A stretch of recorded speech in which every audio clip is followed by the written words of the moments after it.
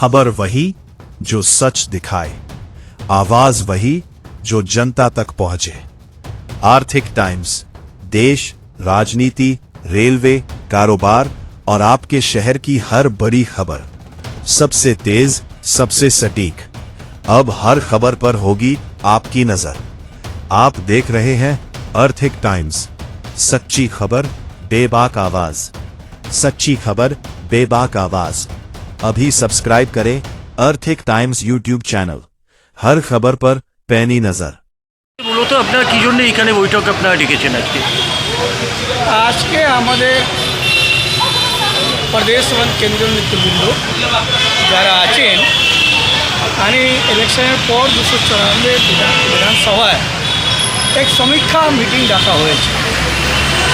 কোথায় কীরকম ভোট হলো, কোথায় ফল্ট আছে, সংগঠনটাকে আর কীরকমভাবে মজবুত করতে হবে, লোকাল কীরকমভাবে তারা স্থানীয় নেতৃবৃন্দ কীরকম কেন্দ্রকে সাহায্য করলেন, এই বিভিন্ন ইস্যুর উপরে আলোচনা হয়েছে।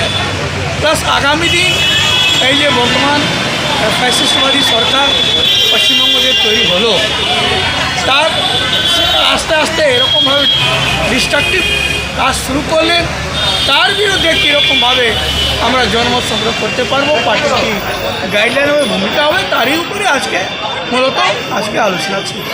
এই 294টা আসনে যে কংগ্রেস একলা চলো নীতি নিয়ে প্রার্থী দিয়েছিল, কি মনে করছেন আগামী দিনে কংগ্রেস কি আবার ঘুরে দাঁড়াতে পারবে বলে আপনি মনে করছেন?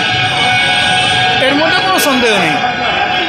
আজকে এখনই আমরা ডেমনস্ট্রেশন দেখলাম কি 17টা বিধানসভায় আমরা ভালো রেজাল্ট করতে পেরেছি, 2টো আমাদের এমএলএ হয়েছে, আর 40টা বিধানসভায় ওইখানেও ভালো ভোট পেয়েছি আমরা। এইগুলো দেখে মনে হয় আগামী দিনে যদি কংগ্রেস একা যেমন চলছে, যদি একা চলার সিদ্ধান্ত নেয়, পার্টির পক্ষে ভালো হবে।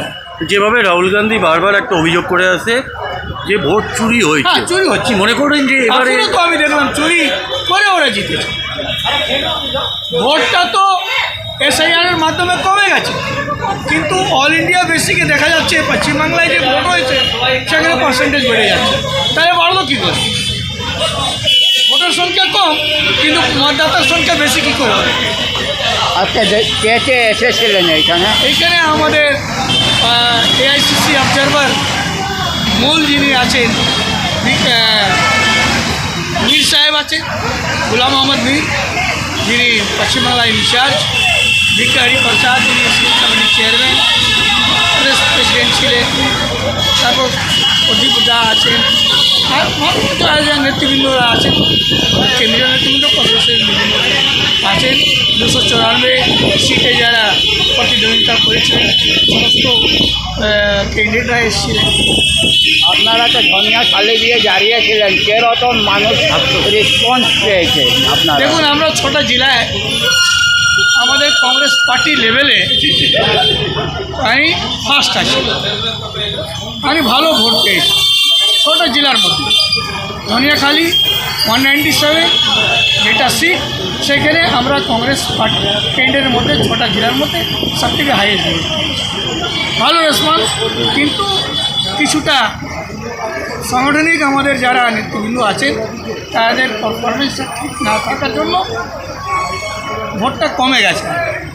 আর এবার ভোটটা তো 2টো মেরিট করানো হয়েছে, যার জন্য ভোটটা কম হয়েছে।